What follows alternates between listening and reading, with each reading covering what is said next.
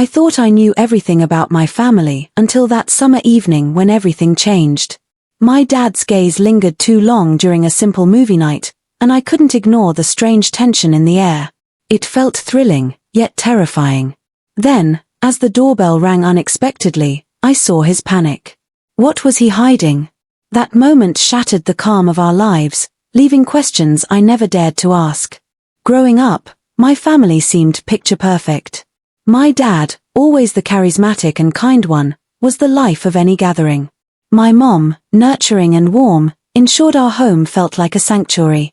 Together, they made life feel stable and predictable. I often told myself how lucky I was to have parents so devoted to each other and to me. That summer, everything seemed normal at first. My mom had decided to spend a weekend with her sister, leaving me and my dad alone at home. At 17, I was no longer a child, but not quite an adult either.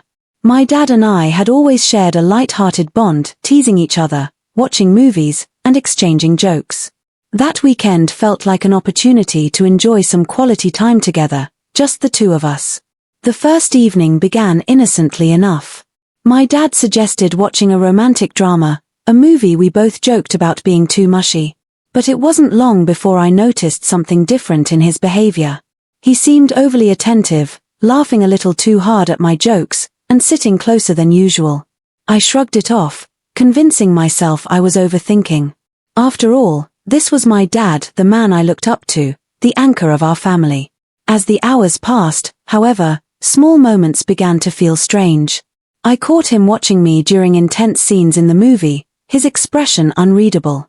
A knock at the door interrupted the unsettling atmosphere, and when our neighbor, Mrs. Thompson, stopped by with cookies, I noticed how tense he became.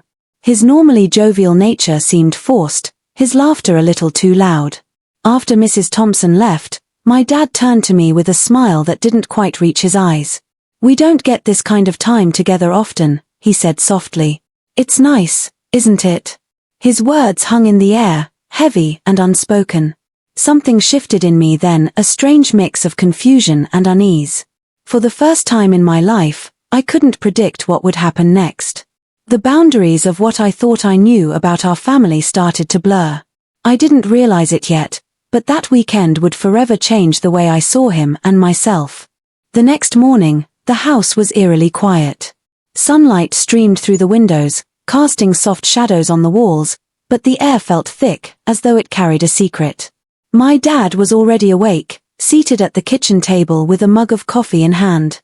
He greeted me with his usual warm smile, but there was something behind it, a flicker of hesitation I couldn't quite place. As the day went on, small things began to stand out. He was unusually attentive, asking questions about school and my friends as though desperate to keep the conversation flowing. When I laughed, his gaze lingered a second too long. I brushed it off, trying to shake the feeling that something was different. Maybe he was just trying to make up for Mom's absence. That afternoon, he suggested we go for ice cream. It felt like an innocent, father-daughter outing, but the way he phrased it, "just you and me," like old times, sent a chill down my spine. At the parlor, he ordered my favorite flavor without asking, a thoughtful gesture that somehow felt deliberate. As we sat outside on a weathered bench, he leaned closer, his knee brushing against mine. "You've grown up so much," he said softly. "Sometimes I forget how quickly time passes." His words left me feeling exposed, as though he saw something in me I hadn't meant to show. I smiled awkwardly, changing the subject. But as we drove home, his hand rested on the gearshift, a little too close to my leg. I stared out the window, trying to calm the storm of thoughts in my mind. Later that evening, we decided to watch another movie. This time, the tension was palpable. The scenes on the screen felt like they mirrored the unease between us. His arm rested on the back of the couch, just behind me, and I couldn't shake the feeling that his movements were deliberate. Each time I shifted in my seat, his fingers brushed against my shoulder. The sound of my phone buzzing broke the moment. It was Mom, texting to say she'd be home earlier than expected. I glanced at Dad, and for a split second, his expression betrayed panic. "What's wrong?" I asked, my voice trembling slightly. He quickly masked his unease with a casual laugh. "Nothing. Just surprised, that's all." But something had already shifted. That night, I lay in bed replaying every glance, every touch, every word. The boundaries between us felt blurred, unfamiliar. I couldn't decide if I was imagining things or if there was something deeper beneath the surface. His behavior left me questioning everything I thought I knew. Over the next few days, his actions grew increasingly perplexing. He would find reasons to sit beside me, his shoulder brushing against mine. He laughed a little too loudly at my jokes and complimented me in ways that felt overly personal. When we were alone, the air seemed to hum with an unspoken tension. I started to notice how he would stiffen whenever Mrs. Thompson stopped by. Her casual friendliness seemed to unsettle him, as though he feared she might notice the strange dynamic between us. Once, as she chatted in the doorway, I caught him glancing at me over her shoulder. The look in his eyes sent a shiver down my spine. By the end of the week, I was struggling to maintain a sense of normalcy. The way he looked at me during quiet moments left my heart racing, but not in the way a father's presence should. I wanted to believe it was all in my head, but the signs were too hard to ignore. Something was changing between us, and I wasn't sure I wanted to know what it was. The following evening felt different. The air seemed heavier, the house quieter. Mom had texted to say she'd be staying an extra night with her sister, leaving just me and Dad at home. I tried to focus on my homework in the living room while he sat on the couch, flipping through channels. Every now and then, I could feel his gaze on me, lingering just long enough to make my pulse quicken. "Want to take a break?" he asked suddenly, his voice softer than usual. "I thought we could watch something together." I hesitated but nodded, hoping the tension I felt was only in my head. He smiled, almost too eagerly, and patted the spot next to him on the couch. I settled in, careful to keep some distance between us. He picked a classic romantic movie, one I'd seen before, but this time it felt different.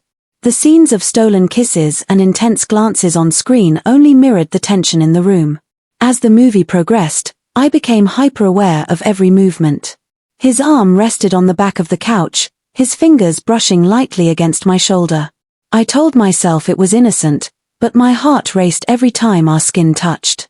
I tried to focus on the movie, but my thoughts kept drifting to the way his presence felt overwhelming, magnetic. When I shifted slightly, his hand dropped to my arm, lingering there for a moment longer than necessary. "Are you cold?" he asked, his voice low. I shook my head, not trusting myself to speak. His hand stayed on my arm, the warmth of his touch sending a wave of confusion through me. I wanted to pull away, to create space, but something held me there. "Can I ask you something?" he said, breaking the silence. I turned to look at him, my breath catching at the intensity in his eyes. "What is it?" I whispered. "Have you ever thought about what life would be like if things were different?" he asked, his voice barely audible. The question sent a jolt through me. I didn't know how to respond, so I simply stared at him, my mind racing. Before I could find the words, he leaned closer. "I know it's wrong," he said, his voice heavy with emotion. "But I can't help how I feel." My heart pounded in my chest as his words sank in. This was the moment I had been dreading and, if I was honest with myself, the moment I had been curious about. I felt a strange mix of fear and intrigue, my mind battling with itself. Was I misreading him? Or was he crossing a line that could never be uncrossed? "I don't know what you mean," I said finally, my voice trembling. He sighed, leaning back slightly but not breaking eye contact. "Forget I said anything," he murmured, but the damage was already done. The unspoken tension between us had taken on a life of its own, and there was no pretending it wasn't there. Later that night, after Mom had called to say goodnight, I sat alone in my room, trying to make sense of everything. The way he looked at me, the way his touch lingered, it was impossible to ignore. Part of me wanted to confront him, to demand an explanation. But another part of me was terrified of what he might say. A soft knock on my door pulled me from my thoughts. "Can we talk?" he asked, his voice tentative. I hesitated, but curiosity got the better of me. I opened the door, and he stepped inside, his expression unreadable. "I don't want things to be awkward between us," he began, his tone earnest. "But I feel like there's something here that we're not talking about." I swallowed hard, my palms sweaty. What do you mean? I asked, though I already knew the answer. He hesitated, running a hand through his hair. I can't stop thinking about you, he admitted, his voice barely above a whisper. About the way things feel when it's just us. My breath caught in my throat. Dad, we can't, we shouldn't, I stammered, but my words lacked conviction. The truth was, I didn't know how to feel. His words were wrong, but the intensity in his eyes made it impossible to look away. I know, he said quickly, his voice filled with regret. I don't want to hurt you or anyone. But I can't deny what's been on my mind. The room felt electric, charged with emotions I couldn't name. Before I could respond, the sound of a car pulling into the driveway broke the moment. Mom's back, I whispered, relief and dread washing over me in equal measure. He nodded, stepping back as if the spell had been broken. We'll talk later, he said, his voice barely audible as he left the room. I stood there for a moment, trying to steady my breathing. The tension between us was undeniable, and I knew it was only a matter of time before it came to a head. The evening Mom returned felt like a delicate balancing act, each moment teetering on the edge of normalcy and unraveling secrets. She walked in with her usual cheerfulness, arms full of grocery bags, and a warm smile that made me feel both safe and unbearably guilty. Dad greeted her with his typical enthusiasm, helping with the bags and asking about her weekend. To anyone else, it would have looked like a perfect reunion, but I could feel the cracks beneath the surface. As we sat down for dinner, the conversation flowed easily. Mom talked about her sister's new puppy and their shared memories, her laughter filling the room. I tried to join in, but my mind kept drifting back to the moments I'd shared with Dad while she was away. Every glance he cast in my direction felt loaded, his eyes lingering just a beat too long. I avoided his gaze, terrified that Mom might notice something was off. After dinner, Mom suggested we watch a movie together. It's been a while since we've had a proper family night, she said, her smile radiant. Dad nodded, his agreement sounding genuine, but I caught the way his hand gripped the edge of the table just a little too tightly. We settled in the living room, the glow of the TV casting soft shadows on the walls. Mom sat between us, a buffer that felt both comforting and suffocating. As the movie played, I couldn't focus on the story. My heart raced every time Dad shifted in his seat or glanced my way. I felt trapped, the weight of our unspoken connection pressing down on me. Halfway through the movie, Mom got up to make popcorn, leaving us alone. The silence between us was deafening, the tension crackling like static electricity. I felt his eyes on me, and when I finally turned to look at him, his expression made my breath catch. It was a mix of longing, regret, and something darker that I couldn't quite name. We need to talk, he said softly, his voice barely audible over the sound of the TV. Not now, I whispered, glancing toward the kitchen. She'll hear us. He sighed, leaning back but not breaking eye contact. We can't keep pretending nothing's happened, he said, his tone firm. It's eating me alive. Before I could respond, Mom returned with a bowl of popcorn, her cheerful presence breaking the tension. She settled back on the couch, oblivious to the storm brewing just beneath the surface. I forced myself to smile, but my hands trembled as I reached for the popcorn. The rest of the night passed in a blur, every moment feeling like a countdown to something inevitable. After the movie ended, Mom announced she was heading to bed. Don't stay up too late, she said with a laugh, kissing us both goodnight before disappearing down the hallway. As soon as her door clicked shut, the atmosphere shifted. Dad turned to me, his expression serious. We can't keep avoiding this, he said, his voice low but steady. I hesitated, my heart pounding. What do you want me to say? I asked, my voice barely above a whisper. I don't know, he admitted, running a hand through his hair. But I can't ignore this anymore. The way I feel, it's not something I can just push aside. His words hung in the air, heavy and suffocating. I wanted to deny it, to tell him he was wrong, but the truth was, I felt it too. The tension between us wasn't just in his head, it was real, and it terrified me. Before I could respond, a soft knock at the door made us both freeze. My heart leapt into my throat as Mom's voice called out, "Everything okay in there?" "Yes," I said quickly, my voice shaking. "Just talking." Her footsteps faded down the hallway, but the interruption had shattered the moment. Dad sighed, leaning back on the couch and rubbing his temples. "We need to figure this out," he said finally, "before it destroys everything." I nodded, tears stinging my eyes. "I don't know what to do," I admitted, my voice breaking.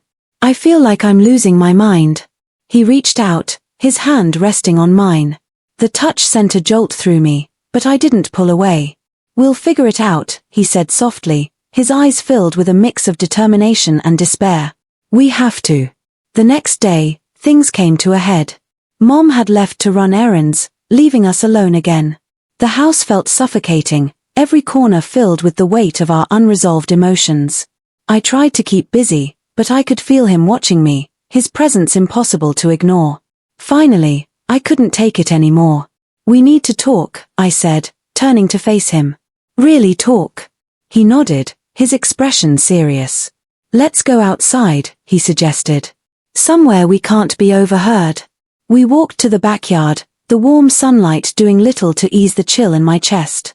We stood in the shade of the oak tree, the sound of birdsong incongruous with the heaviness of the moment.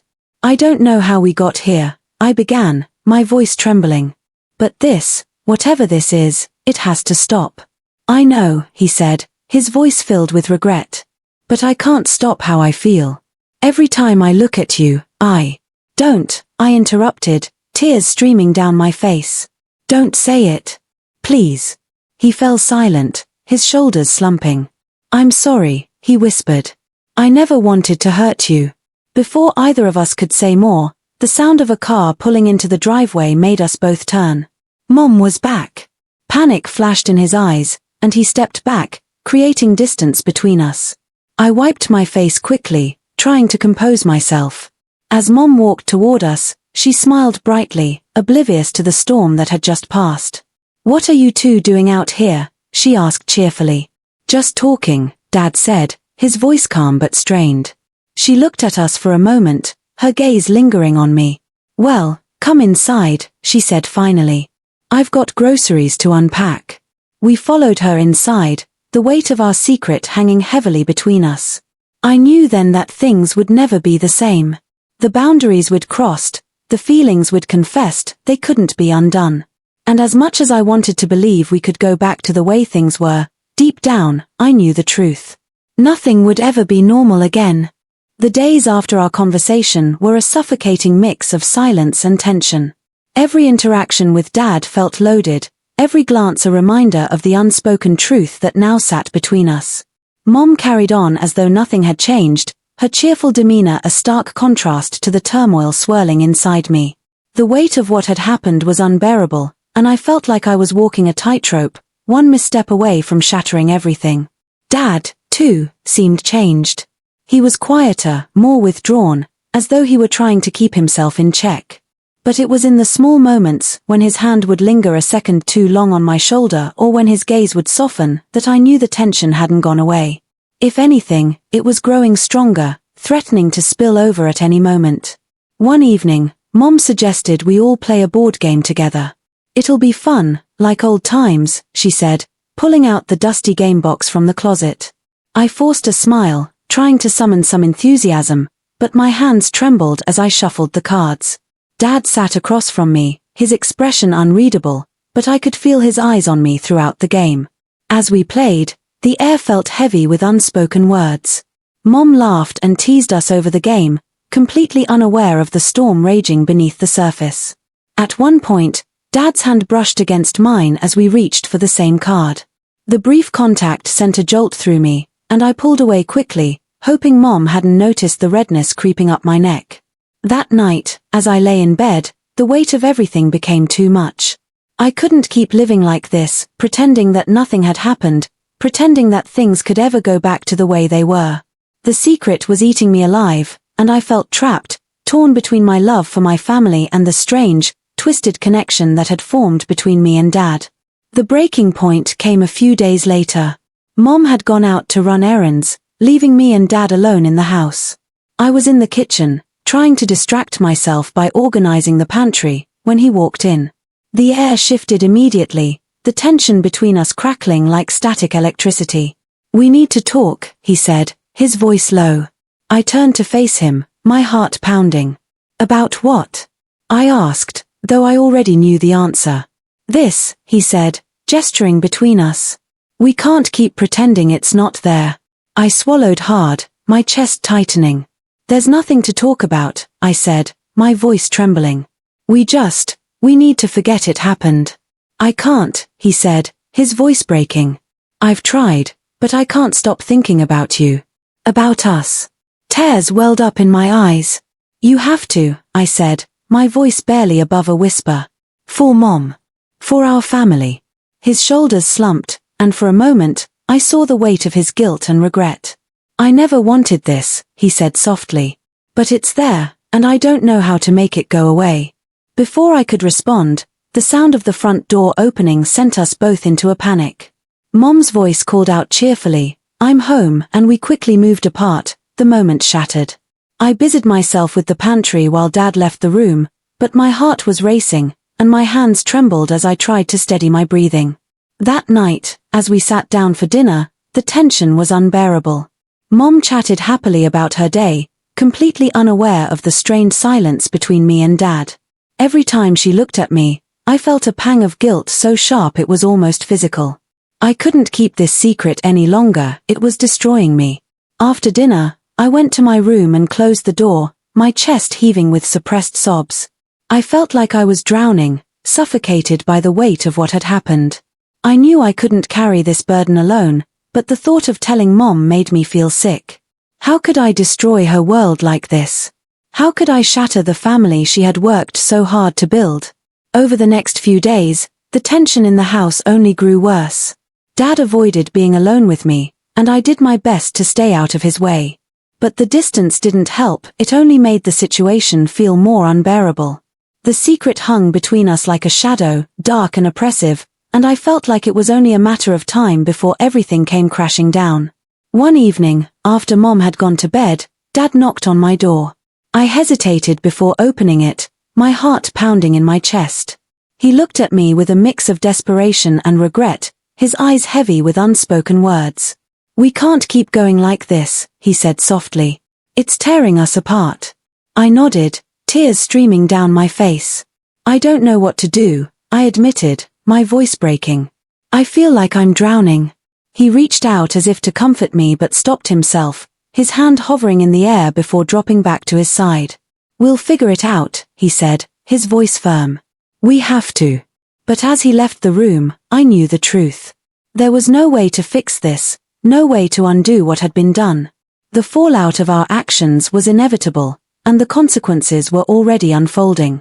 The weight of our secret was too much to bear, and I realized that no matter how hard we tried to hold it together, the cracks were already showing. It was only a matter of time before everything came crashing down. The days that followed felt like walking through a fog, each step weighed down by the knowledge that everything had changed. The secret between me and Dad hung in the air, a silent reminder of the line we had crossed but could never fully address. The tension in the house was unbearable, and even though Mom seemed oblivious, I knew it was only a matter of time before the truth began to unravel. One evening, after another painfully quiet dinner, I found myself sitting alone in my room, staring at the ceiling. My mind raced with thoughts of what had happened and the damage it had already caused. I couldn't keep living this way, trapped between guilt and confusion, pretending that nothing was wrong while the weight of the secret consumed me. I knew what I had to do. The next morning, I asked Mom if we could talk. She looked surprised but smiled warmly, always ready to listen. Of course, sweetheart, she said, setting aside her cup of tea. We sat down in the living room, the sunlight streaming through the windows, casting long shadows on the floor. My hands trembled as I tried to find the words. Mom, I began, my voice shaking, I need to tell you something. Something important. Her expression shifted to one of concern. What is it? She asked gently. I hesitated, my chest tightening as I realized the enormity of what I was about to say. It's about Dad and me. I couldn't meet her eyes as I spoke, the words tumbling out in a rush. I told her everything, every glance, every moment, every feeling that had passed between us. When I finally looked up, her face was pale, her eyes wide with shock. For a moment, The room was silent except for the ticking of the clock. Then, her expression hardened, a mix of anger, betrayal, and disbelief. "How could this happen?" she whispered, her voice trembling. "How could he?" "I'm so sorry," I said, tears streaming down my face. "I didn't know how to stop it. I didn't know what to do." She stood abruptly, pacing the room, her hands shaking. "I trusted him. I trusted both of you." Her voice cracked, and she turned to me, her eyes filled with pain. "This isn't just about you and him. This is about our family." Her words cut deep, and I felt a wave of regret so intense it made me nauseous. "I know," I said, my voice barely audible. "I know I've hurt you, and I don't know how to make it right." She took a deep breath, her shoulders slumping as the weight of the revelation settled over her. "I need time," she said finally, her voice firm. "Time to figure out what this means for us. For this family." In the days that followed, the house was filled with an oppressive silence. Mom avoided Dad, her usually warm demeanor replaced by a cold distance that spoke volumes. Dad tried to talk to her, to explain, but she refused to listen. And me, I stayed in my room, consumed by guilt and the knowledge that I had destroyed the foundation of our family. Eventually, Mom confronted Dad. Their argument was loud and raw, filled with accusations and tears. I heard snippets through the walls, her shouting about betrayal, his voice breaking as he tried to defend himself. It was clear that the damage was irreparable. In the end, Mom made the decision to leave, at least temporarily. She packed a suitcase and told me she needed space to think. "This isn't your fault," she said softly as she hugged me goodbye. "But I need to protect myself." As I watched her drive away, a part of me felt relieved. The truth was out, and the burden of the secret was no longer mine alone to carry. But the relief was short-lived, replaced by the crushing realization of what had been lost. In the weeks that followed, Dad and I barely spoke. The once close bond we had shared was shattered, replaced by a chasm of regret and unspoken words. He spent most of his time alone, his usual confidence replaced by a quiet sadness that made him seem smaller, diminished. I tried to make sense of what had happened, to find some kind of meaning in the chaos. I realized that the lines we had crossed, the boundaries we had ignored, were born out of loneliness and a desperate need for connection. But those moments of weakness had come at a price, one that we would all carry for the rest of our lives. Looking back, I learned the hard way that some boundaries should never be tested, no matter how tempting the moment. The trust we build with the people we love is fragile, and once it's broken, it can never be fully repaired. I understood now that the choices we make in moments of vulnerability can have consequences that ripple far beyond ourselves. As time went on, I began to rebuild my life, carrying the lessons of that painful chapter with me.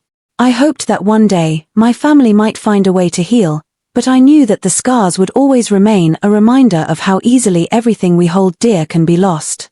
If you were in her position, what would you do? Could you ever forgive or forget something so devastating?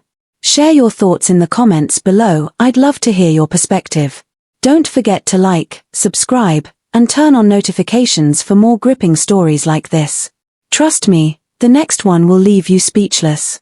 Stay tuned, and let's navigate these complex emotions together.